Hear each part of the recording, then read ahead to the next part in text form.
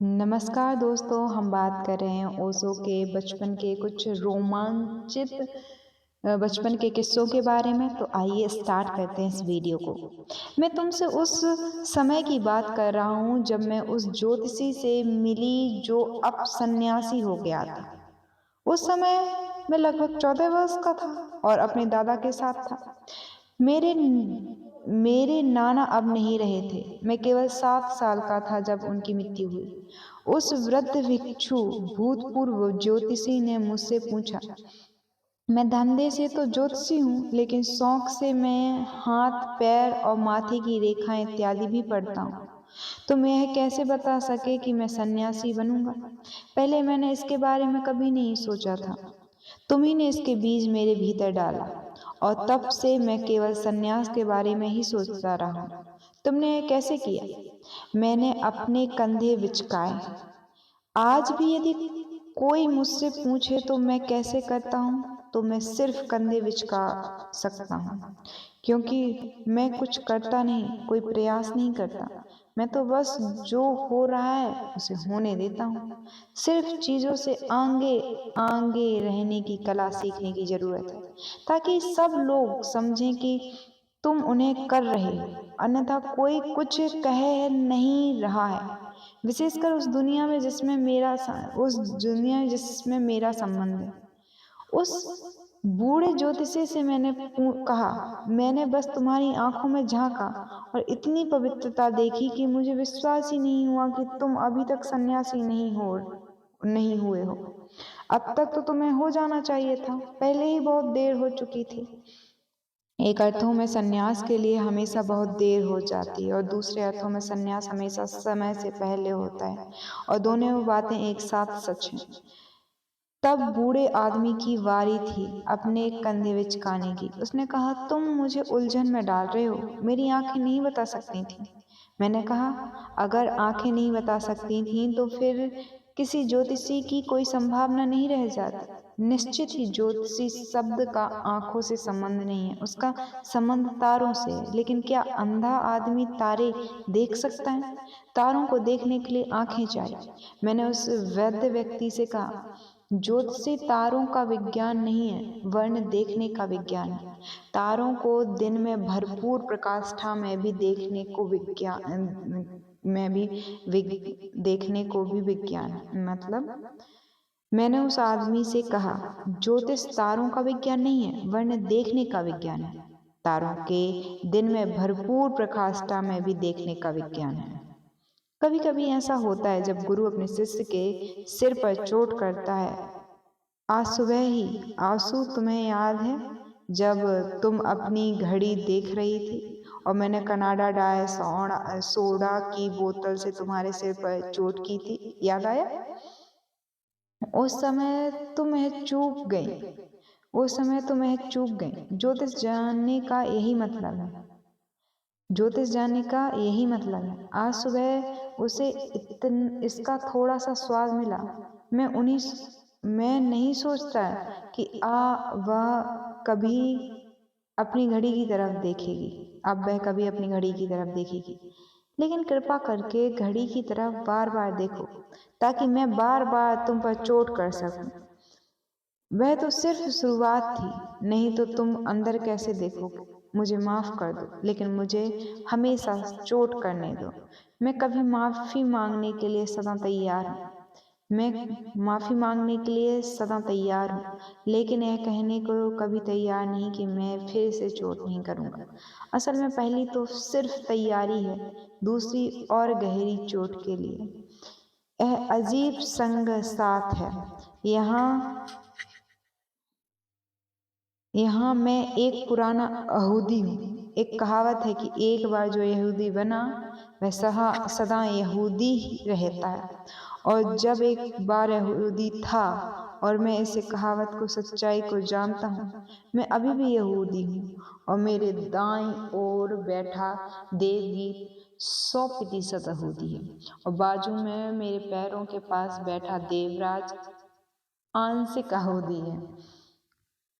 तुम उसकी नाक से पहचान सकते हो, नहीं तो ऐसी सुंदर नाक उसे कहाँ से मिल सकती है। और गुड़िया, अगर वह अभी भी यहाँ है, वह भी अंग्रेज नहीं, वह भी एक बार यहूदी रह चुकी है। पहली बार मैं तुमको यह बताना चाहता हूँ कि कोई और नहीं, मेरी मैगदलीन, जिसने जिसने जीसस को प्रेम किया, लेकिन इनसे चूक गई। उनको बहुत जल्दी सूली लग गई, और स्त्री को समय चाहिए, धैर्य चाहिए, और वे केवल 33 साल के थे। वह तो फुटबॉल खेलने का समय है। या अगर 33 साल में तुम थोड़े प्रौढ़ हुए तो देखने जान का देखने फुटबॉल देखने जाने का। जीसस बहुत जल्दी मर गए। लोग उनके प्रति बहुत ही क्रूर थे। मैं चाहता था कि वे सहिष्णु होते। गुड़िया, इस बात को तुम नहीं चूक सकती। तुम चाहे कुछ भी करो और चाहे कितनी भी भागने की कोशिश करो, मैं जीसस नहीं हूँ जिनको आसानी से 33 साल की उम्र में सूली दे दी गई। और मैं बहुत धैर्य रख सकता हूँ स्त्री के साथ, जो कि बहुत कठिन है। मैं जानता हूँ कि बहुत मुश्किल है, कभी कभी बहुत ही मुश्किल है। स्त्री सच में सिरदर्द हो सकती है। मैं कभी सिरदर्द से परेशान नहीं होता। परमात्मा का धन्यवाद, लेकिन मुझे पीठ के दर्द का पता है। अगर पीठ में इतना कष्ट होता है तो सिर में कितना कष्ट होता होगा। सिर तो पीठ का शिखर है, लेकिन मेरे साथ तुम चाहे पीठ में दर्द हो चाहे सिर में, इससे फर्क नहीं पड़ता। इस बार तुम चूक नहीं सकती। अगर इस बार चूक गई तो दोबारा मेरे जैसा आदमी मिलना मुश्किल है। जीसस दोबारा बहुत आसानी से मिल सकते हैं।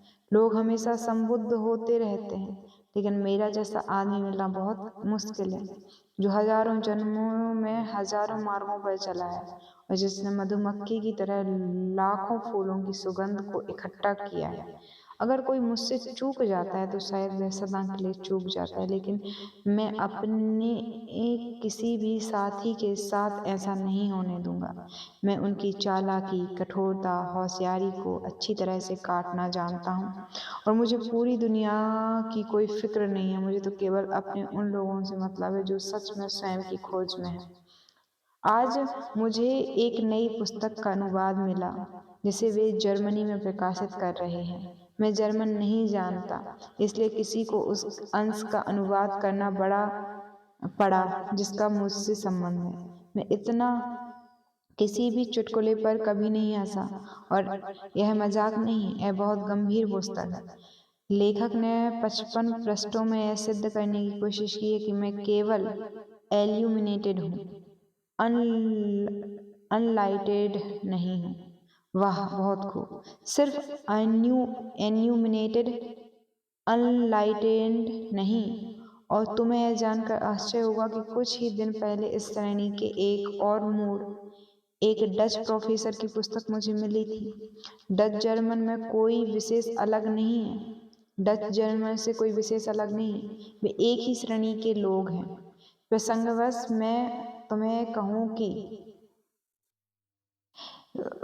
गुरजेफ एक विशेष योजना के अनुसार हर व्यक्ति को एक श्रेणी में रखता था। उसमें मूढ़ों की कुछ श्रेणियां बनाई थी।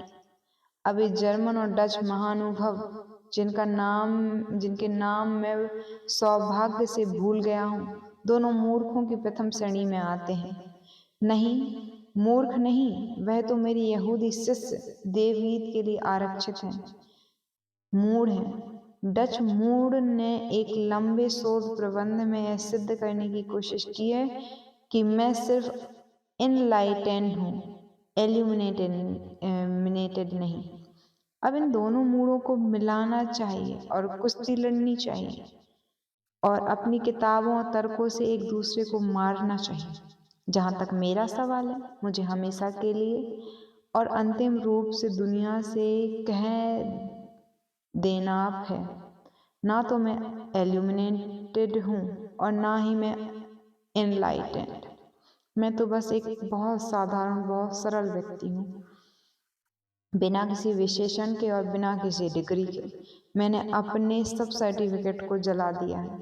मूड सदा एक से प्रश्न पूछते हैं, इससे कोई फर्क नहीं पड़ता।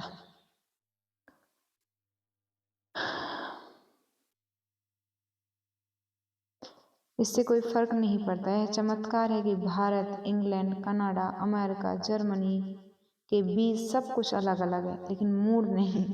मूड सर्वव्यापक है, सब जगह एक जैसे ही हैं। कहीं से भी चखो, सबका स्वाद एक जैसा ही है। शायद बुद्ध मुझसे सहमत होते। आखिर उन्होंने कहा था कि बुद्ध पुरुष को कहीं से भी चखो, और वह समुद्र की तरह है, कहीं से भी चखो उसका स्वाद नमकीन ही होता है। शायद जैसे बुद्ध का स्वाद एक जैसा होता, वैसे ही बुद्धों का स्वाद भी एक जैसा होता। यह भी अच्छा है, लेकिन सिर्फ भारतीय भाषाओं में बुद्धू दोनों शब्द एक ही मूलभूत धातु से आते हैं, करीब करीब समान शब्द हैं। मुझे इससे कुछ लेना देना नहीं है कि तुम मुझे एनलाइटेंड मानते हो या नहीं, इससे क्या फर्क पड़ता है। लेकिन यह आदमी इतना चिंतित है कि इसकी छोटी सी पुस्तक में 50 पृष्ठ केवल इस बात को दे दिए गए हैं कि मैं अनलाइटेंड हूँ या नहीं। इसमें एक बात तो पक्का सिद्ध होती है कि मैं प्रथम श्रेणी का मूढ़ हूँ। मैं बस में हूँ। मुझे क्यों एनलाइटेंड और एल्यूमिनेटेड होना चाहिए? और क्या विद्वता है? क्या एल्यूमिनेशन अनलाइटमेंट से भिन्न है? ज़्यादा बिजली की रोशनी हो तो अनलाइटमेंट होता है, और जब केवल मोमबत्ती की रोशनी हो तो तुम सिर्फ एल्यूमिनेटेड होते हो। मुझे नहीं पता कि अंतर क्या है। मैं दोनों नहीं हूँ, मैं तो स्वयं प्रकाश हूँ। ना अनलाइटेंड हूँ, ना एल्यूमिनेटेड हूँ। इन शब्दों को मैंने बहुत बहुत पीछे छोड़ दिया है। मैं उन्हें बहुत दूर उस रास्ते पर कभी भी उड़ती धूल की तरह देख सकता हूँ, जिस रास्ते में फिर कभी नहीं आऊँगा। ये रेत पर छूट गया पद चिन्ह है। एक तथाकथित प्रोफेसर दास ने को मनोवैज्ञानिक है। ये मेरे और सीधे साधे आदमी के बारे में इससे इतने चिंतित क्यों हैं, जो कि उनको उनके बारे में बिल्कुल चिंतित नहीं। मैं अपना जीवन जी रहा हूँ, और यह मेरी स्वतंत्रता है कि मैं इसे जैसा चाहूँ वैसा जीऊँ। मैं क्यों अपना समय मुझ पर बर्बाद करता रहूँ? अच्छा होता कि इतना समय जीने में बिताते। इस बेचारे प्रोफेसर ने न जाने कितने दिन और कितनी रातें बर्बाद की होंगी। इतने में तो शायद एल्यूमिनेटेड हो जाता, और कम से कम एनलाइटेंड तो हो ही जाता। और वह डच अगर एल्यूमिनेटेड ना होता तो एनलाइटेंड हो जाता। दोनों समझ जाते कि मैं कौन हूँ, और तब वहाँ केवल मौन है। कुछ भी कहने को नहीं, शायद गाने को, एक गीत या नृत्य, या सिर्फ एक कप चाय बनाना और चुपचाप उसकी चुस्की लेना। सारी मिसा सफ़ी में कभी कहीं अधिक महत्वपूर्ण है चाय की खुशबू, चाय का स्वाद। आंसू याद रखो, इसलिए मैं कहता हूँ कि कनाडा की केवल एक ही चीज़ है जो उल्लेखनीय है, वह है कनाडा ड्राई सोडा। वह सच में अच्छा है, मुझे बहुत पसंद है। दुनिया में वह सबसे अच्छा सोडा है। अब तुम हंस रही हो, तुम्हें घड़ी देखने की अनुमति है। उसे अपने आस्तीन में छुपाने की जरूरत नहीं है, और ना ही छोड़ आने की जरूरत है कि कहीं गलती से देख ना लो।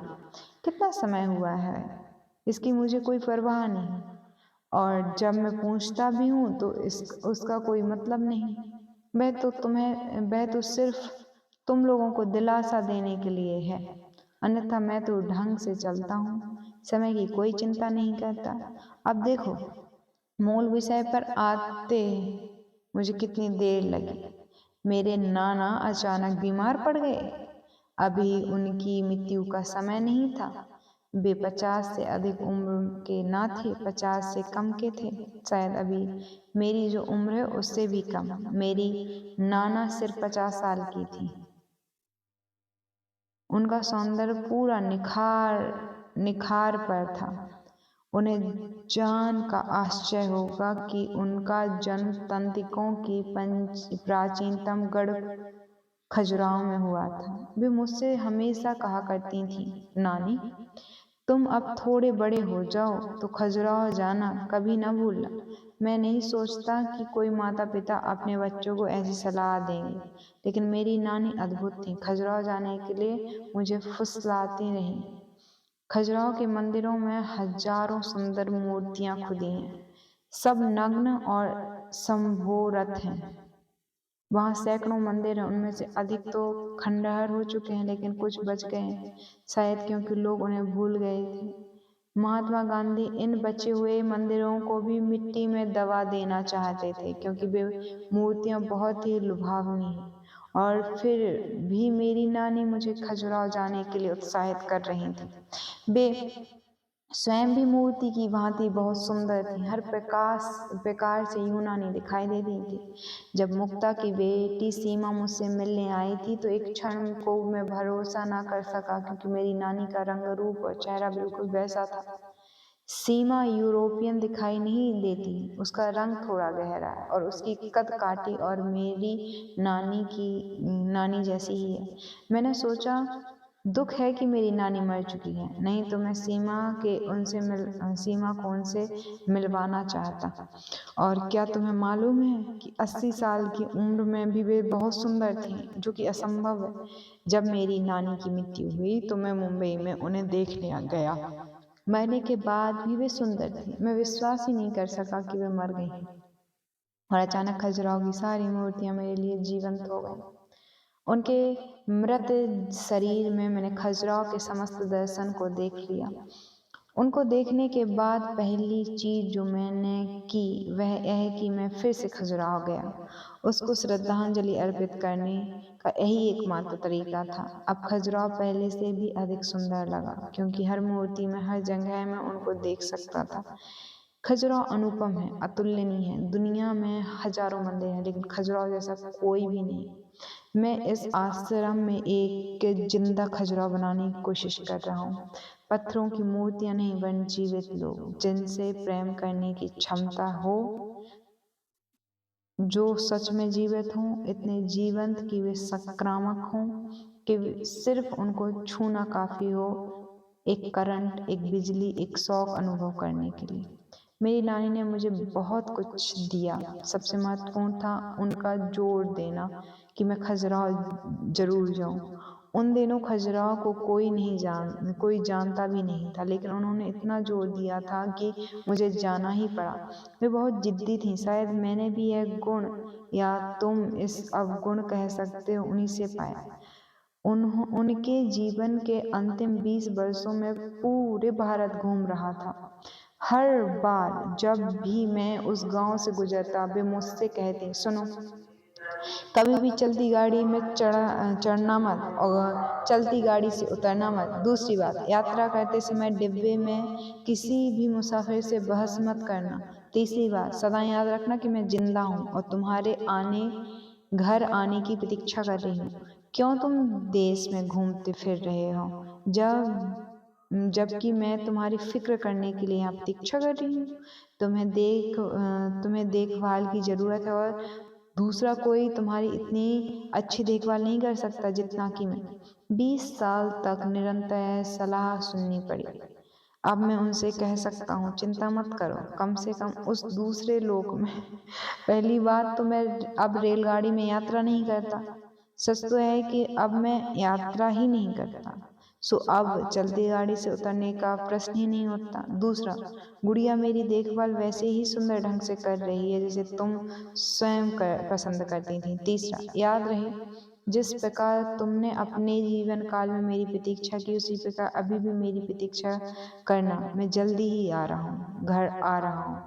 पहली बार जब मैं खजुराहो गया था तो नानी के बार बार कहने पर ही गया था, लेकिन उसके बाद मैं सैकड़ों बार वहां गया। दुनिया में और किसी जगह में इतनी बार नहीं गया। कारण सीधा साफ है, वह अनुभव तुम कभी नहीं पूरा नहीं कर सकते। वह असीम है, वह पूरा हो ही नहीं सकता। जितना ज़्यादा जानो उतना और अधिक जानने की इच्छा होती है। खजुराहो के मंदिर के कण कण में रहस्य है। एक एक मंदिर को बनाने में हजारों कलाकार और सैकड़ों वर्ष लगे होंगे। और खजुराहो के अलावा मैंने कुछ भी नहीं देखा जिसे कि परिपूर्ण कहा जा सके। ताजमहल भी नहीं। ताजमहल में भी कुछ कमियां हैं, लेकिन खजुराहो कोई कमी नहीं है। और फिर ताजमहल सिर्फ एक सुंदर कलाकृति है, लेकिन खजुराहो नए मनुष्य का पूरा दर्शन और मनोविज्ञान है। जब मैंने उन नेकेड में न्यूड नहीं कह सकता, माफ करना, न्यूड अश्लील है, नेकेड बिल्कुल ही अलग बात है। शब्दकोश में ज्यादा उनका एक ही अर्थ है, लेकिन शब्दकोश सब कुछ नहीं है। अस्तित्व में और बहुत कुछ है। वे मूर्तियां नेकेड है पर न्यूड नहीं, लेकिन वह नेकेड सौंदर्य है। शायद कभी मनुष्य उसको उपलब्ध कर सकेगा। यह एक स्वप्न है। खजुराहो एक स्वप्न है, और गांधी उसे मिट्टी में दबा देना चाहते थे ताकि कोई भी उन सुंदर मूर्तियों से मोहित ना हो सके। हम रविन्द्रनाथ टैगोर के आभारी हैं जिन्होंने गांधी को ऐसा करने से रोका। उन्होंने कहा, मंदिर जैसे हैं उन्हें वैसे ही रहने दो। वे कवि थे और वे अपने रहस्य को समझ सकते थे, और वे उनके रहस्य को समझ सकते थे। मैं खजुराहो इतनी बार गया हूँ कि गिनती ही भूल गया। जब भी मेरे पास समय होता है मैं खजुराहो चला जाता हूँ। अगर मैं कहीं और ना मिलता तो मेरे परिवार वाले अपने आप कहते कि वह अवश्य खजुराहो चला गया होगा। मुझे वहाँ खोजो, और वे हमेशा सही होते। जब मैं वहाँ होता तो उन मंदिरों के पहरेदारों को मुझे रिश्वत देनी पड़ती थी, लोगों से यह कहने के लिए कि मैं वहाँ नहीं। यह एक कन्फेशन है, क्योंकि यही एकमात्र अवसर है जब मैंने किसी को रिश्वत दी, लेकिन वह करने जैसा था। और इसके लिए मुझे कोई पश्चाताप नहीं है, इसके लिए मुझे कोई दुख या अफसोस नहीं। असल में तुम्हें आश्चर्य होगा, तुम्हें मालूम है कि मैं कितना खतरनाक हूँ। जिस पहरेदार को मैंने रिश्वत दी वह मेरा सन्यासी बन गया। अब किसने किसको रिश्वत दी? पहले मैंने उसको रिश्वत दी यह कहने के लिए कि भीतर नहीं हूँ। फिर धीरे धीरे वह मुझसे और उत्सुक होने लगा। उससे मेरी दी हुई सारी रिश्वत वापस कर दी। वही शायद एक ऐसा आदमी है जिसने ली हुई सारी रिश्वत वापस कर दी। सन्यासी बनने के बाद वह उसे ना रख सका। खजुराहो इस नाम से ही मुझ में आनंद की घंटियां बजने लगती, जैसे कि वह स्वर्ग से पृथ्वी पर उतरा हो। पूर्णिमा की रात में खजुराहो को देखना ऐसा ही है जैसे जो भी देखने योग्य है सब देख लिया हो। मेरी नानी वहीं जन्मी थी। कोई आश्चर्य नहीं कि वे एक सुंदर स्त्री थी, साहसी और खतरनाक भी। सुंदरता हमेशा ही साहसी और खतरनाक होती है। उनमें बहुत साहस था। मेरी माँ उनकी जैसी नहीं थी, और मुझे इस बात का अफसोस है। तुम मेरी माँ में मेरी नानी को कोई प्रमाण नहीं पा सकते। नानी बहुत ही साहसी महिला थी। उन्होंने कुछ भी करने में मेरी मदद की। मेरा मतलब है सब कुछ करने में। यदि मैं शराब पीना चाहता तो वे शराब ला कर देती। वे कहती, जब तक तुम पूरी तरह ना पियोगे तब तक तुम तुमसे मुक्त ना हो सकोगे। और मैं जानता हूँ कि किसी भी चीज़ से छुटकारा पाने का एक ही मात्र रास्ता है। जो कुछ भी मैं चाहता हूँ वे उसको इंतजाम कर देते। मेरे नाना उनके पति हमेशा डरते रहते, वैसे ही जैसे दुनिया में सभी पति होते हैं। एक चूहा, एक सुंदर चूहा। अच्छे आदमी थे, प्रेमपूर्ण, लेकिन नानी की तुलना में कुछ भी नहीं। जब नाना मेरी गोद में मरे तो नानी रोई भी नहीं। मैंने उनसे पूछा, वे मर गए, तुमने उन्हें इतना प्यार किया, तुम रो क्यों नहीं रही? उन्होंने कहा, तुम्हारे कारण। एक बच्चे के सामने मैं रोना नहीं चाहती। वे एक स्त्री थी, और मैं तुमसे दिलासा भी देना नहीं चाहती, और मैं तुम्हें दिलासा भी नहीं देना चाहती। यदि मैं ही रोना शुरू कर दूं तो स्वभावतः तुम भी रोने लगोगे। फिर कौन किसको चुप कराएगा? उस समय की स्थिति का मुझे वर्णन करना चाहिए। हम लोग बैलगाड़ी में अपने नाना के गांव से पिताजी के गांव जा रहे थे, क्योंकि एकमात्र अस्पताल वहीं था। मेरे नाना बहुत बीमार थे, बीमारी ही नहीं, बेहोश भी थे, कभी करीब करीब कोमा में थे।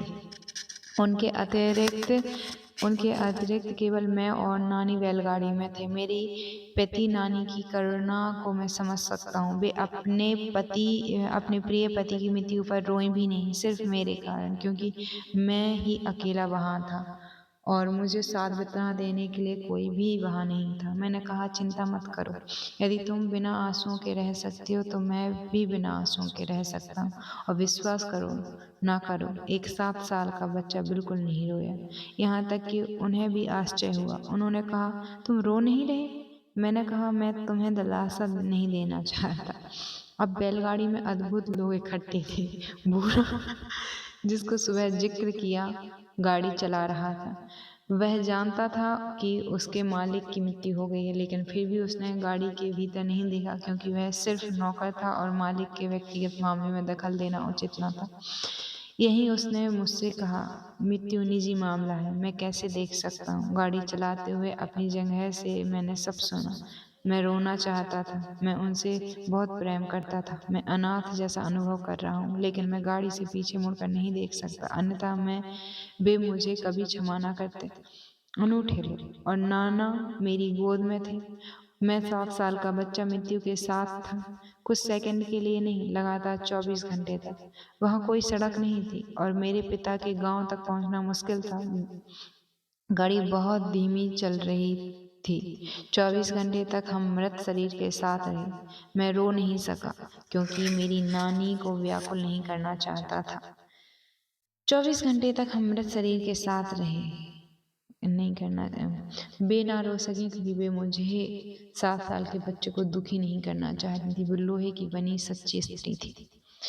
जब हम गांव पहुंचे तो मेरे पिताजी ने डॉक्टर को बुलाया और क्या, और तुम कल्पना कर सकते हो कि मेरी नानी हंसी। उन्होंने कहा, तुम पढ़े लिखे लोग सब मूर्ख हो, वे मर चुके हैं, अब डॉक्टर को बुलाने की जरूरत नहीं। अब जितनी जल्दी हो सके उतनी जल्दी इनका दाह संस्कार करो। वे शब्द सुनकर सब स्तब्ध रह गए, सिवाय मेरे, क्योंकि मैं उन्हें जानता था। वे चाहती थी कि मेरा शरीर मूल तत्वों में विलीन हो जाए। पहले ही देर हो चुकी है, तुम समझ सकते हो। उन्होंने कहा, और अब मैं वापस उस गांव नहीं जा रही हूँ। जब उन्होंने कहा कि वे वापस उस गांव नहीं जा रही हैं, तो इसका यह अर्थ भी था कि अब मैं उनसे मिलने वहां फिर नहीं जा सकता। लेकिन वे मेरे पिता के परिवार के साथ कभी नहीं रहीं, वे अलग थीं। जब मैंने अपने पिता के गांव में रहना शुरू किया तो मैं उस गांव के बहुत हिसाब से रहा। सारा दिन अपने पिता के घर उनके पिता के साथ बिताता और सारी रात मेरी नानी के साथ। वे अकेली एक सुंदर बंगले में रहती थी। वह छोटा सा घर था, लेकिन बहुत सुंदर था। मेरी माँ मुझसे कहती, तुम रात को घर में क्यों नहीं रहते? मैंने कहा, यह असंभव है, मुझे नानी के पास ही जाना है, विशेषकर रात को। अब बिना नाना के वे अकेलापन महसूस करती हैं। दिन में तो ठीक है, वे कामकाज में व्यस्त रहती हैं और बहुत से लोग आसपास होते हैं, लेकिन रात को अगर मैं वहां ना जाऊं तो अकेला अपने कमरे में वे शायद रोना शुरू कर दें। मुझे वहां जाना ही चाहिए। मैं हमेशा वहां रहा, हर रात, बिना किसी अपवाद के। दिन में मैं स्कूल में रहता, केवल सुबह और दोपहर को मैं कुछ घंटे अपने परिवार के साथ बिताता। मेरे माता पिता, मेरे चाचा, वह बड़ा परिवार था और मेरे लिए अजनबी ही रहा। वह कभी भी मेरा अंग ना बना। मेरी नानी मेरा परिवार थी और वे मुझे समझाती थी, क्योंकि मेरे बचपन से ही उन्होंने मुझे बढ़ते देखा था। और कोई भी मुझे उतना नहीं जानता था जितना वे जानती थी, क्योंकि उन्होंने मुझे सब कुछ करने दिया, सब कुछ। भारत में जब दिवाली आती है तो लोग जुआ खेलते हैं, अजीब रिवाज है। 3 दिन के लिए जुआ खेलना गैर कानूनी नहीं है। उसके बाद तुम पकड़े जा सकते हो और सजा हो सकती है। मैंने अपनी नानी से कहा, मैं जुआ खेलना चाहता हूँ। उन्होंने मुझसे पूछा, कितने रुपए चाहिए तुम्हें? मैं भी अपने कानों पर विश्वास न कर सका। मैंने सोचा था कि वे कहेंगे जुआ कभी नहीं खेलना, लेकिन उन्होंने कहा अच्छा तो तुम जुआ खेलना चाहते हो। फिर उन्होंने मुझे 100 रुपए का नोट दिया, मुझसे कहा जाओ और वहाँ खेलना हो खेलो, क्योंकि अनुभव से ही कोई सीखता है। इस प्रकार से उन्होंने मेरी बहुत सहायता की। एक बार मैं एक वेश्या के पास जाना चाहता था। मैं सिर्फ 15 वर्ष का था और मैंने सुना कि वह एक वेश्या आई है। मेरी नानी ने मुझसे पूछा, तुम वेश्या का मतलब समझते हो? मैंने कहा, मैं एकदम ठीक-ठीक नहीं समझता हूँ। तो उन्होंने कहा, तुम्हें जाकर देखना चाहिए, लेकिन पहले सिर्फ उसको नाचते और गाते देखने के लिए जाओ। भारत में वेश्याएँ पहले नाचती और गाती हैं, लेकिन वह स्त्री कुरूप थी और उसका नाचना-गाना इतना भद्दा था कि मुझे उल्टी हो गई। नाचना-गाना खत्म हो और वेश्यावृत्ति शुरू हो, इसके पहले ही बीच में मैं घर आ गया। मेरी नानी ने पूछा, तुम इतनी जल्दी घर क्यों आ गए? मैंने कहा, मुझे उल्टी आ रही थी। बाद में मैंने जयपाल सात्र की पुस्तक नाश्या पढ़ी। तब मेरी समझ में आया कि उस रात मुझे क्या हुआ था। लेकिन मेरी नानी ने मुझे वेश्या तक के पास जाने दिया।